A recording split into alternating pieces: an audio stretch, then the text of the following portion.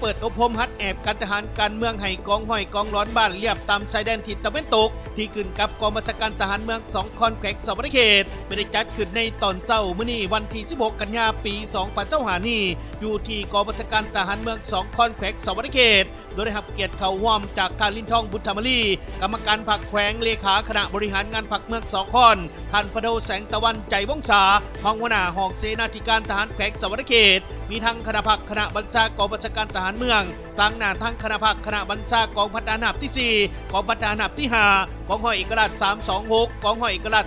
327มีทั้งคณะพรรคคณะกลุ่มบ้านทั้ง6กลุ่มบ้านคือกลุ่มบ้านที่3กลุ่มบ้านที่4กลุ่มบ้านที่5กลุ่มบ้านที่7กลุ่มบ้านที่8และกลุ่มบ้านที่9พร้อมด้วยคณะพรรคคณะบ้านที่อยู่เรียบตามชายแดนตลอดฮอดกำลังกองห้อยกองร้อนบ้านเป้าหมายที่ได้เข้าร่วมอบรมในจำนวน128สหายในบรรดาบ้านเรียบตามชายแดนได้เข้าร่วมจ้างพร้อมเพรียงและในการจัดอบรมฮัดแอบการทหารการเมืองให้กับกองห้อยกองร้อนบ้านเรียบตามชายแดนทิศตะวันตกประจำปี